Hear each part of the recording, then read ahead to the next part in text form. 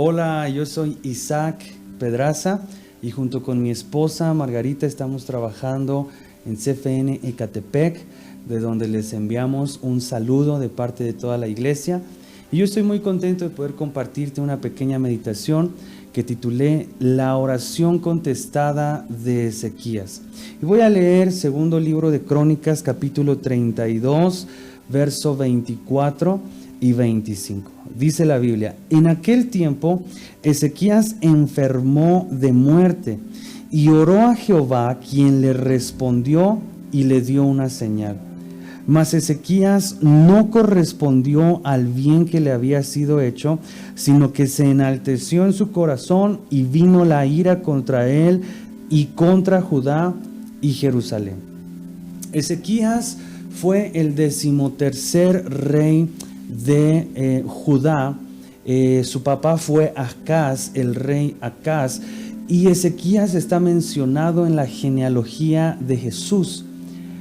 Es un rey de los pocos que hizo lo recto delante de Dios. De hecho, él se encargó de limpiar todo el culto e idolatría a otros dioses que no eran Jehová, que no eran Dios.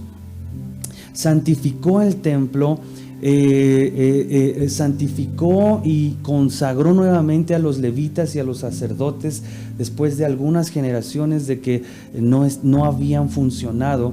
Y se dice en el segundo libro de Reyes, donde empieza a narrar la historia de Ezequías, que no hubo un rey como Ezequías, ni antes de él ni después de él.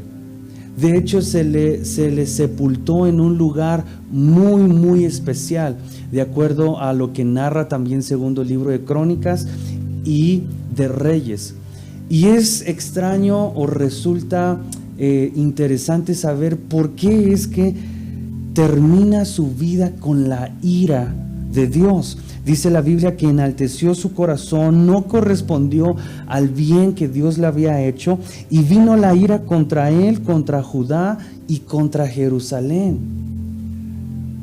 Ezequías es famoso porque quien conoce la historia o quien ha leído la historia, recuerda que el profeta Isaías viene a casa de Ezequías a decirle de parte de Dios que Dios ha determinado ya que su vida iba a terminar. Y Dios le dijo a través del profeta: ordena tu casa, porque vas a morir. Dice la Biblia que entonces Isaías se da la vuelta y sale, se va de su presencia, se dirige hacia afuera, y en ese momento Ezequías llora amargamente y ora al Señor pidiéndole que le alargue la vida. Como Ezequías era recto delante del Señor, a lo largo de la historia y de la narración de su historia, vemos cómo cuando él ora, Dios contesta. Pero en ese momento, mientras Isaías todavía iba saliendo de la casa de Ezequías, dice que iba llegando casi a la mitad del patio, cuando recibe otra palabra de Dios para que regrese con Ezequías y le diga que Dios le ha alargado su vida 15 años más. Y entonces sana de su enfermedad. Cuando él sana, vemos que comete el peor error de su vida. Babilonia, el rey de Babilonia, envía mensajeros para, con engaños o en una forma engañosa, preguntarle cómo había sanado, qué es lo que había pasado con él. Ezequías los recibe en su casa y empieza a mostrarles todo el tesoro, tanto de la casa de Jehová, como dice la Biblia que todo el tesoro que habían acumulado sus padres se los mostró. Los trató como si fueran amigos, ¿verdad? Y esto le trajo una gran consecuencia. Más adelante, Isaías vuelve a ser enviado para preguntarle qué pasó con esos mensajeros. Y Ezequías les dice: bueno, pues ellos vinieron de muy lejos y yo les he mostrado todo lo que hay en la casa.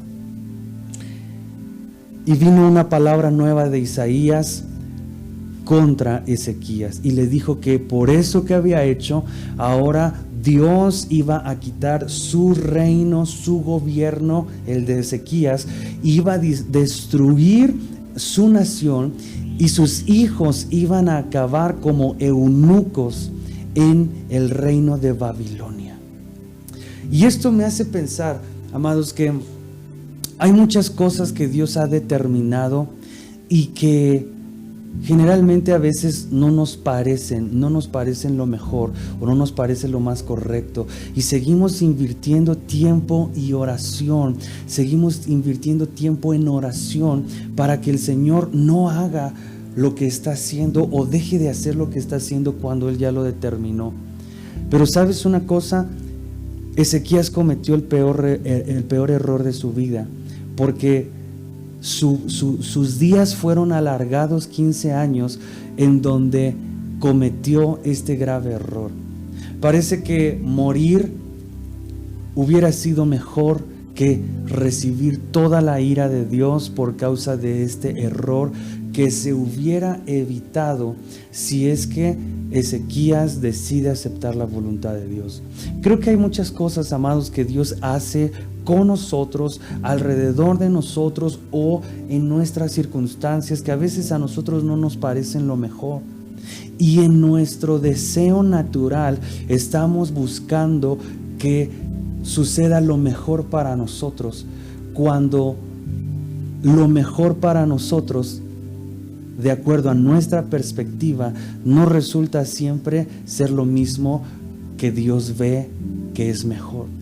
Por eso es que yo he entendido o he aprendido de este pasaje, de esta historia, amados, que aceptar la voluntad de Dios, independientemente de qué tan agradable o desagradable me sea para mí, siempre será mejor.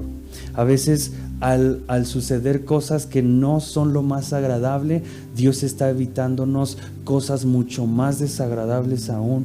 Y tú y yo podemos confiar en que lo que Dios hace siempre es bueno para nosotros, aunque no nos lo parezca. Ezequías fue un buen rey, pero que cometió el peor error al final de su vida, y esto le costó el futuro de su nación, el futuro de sus hijos primordialmente. Podemos aprender a orar conforme a su voluntad y a deleitarnos con lo que sea que el Señor nos ponga enfrente, porque sabemos que siempre va a ser bueno para nosotros.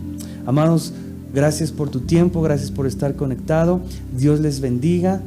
Espero vernos muy pronto.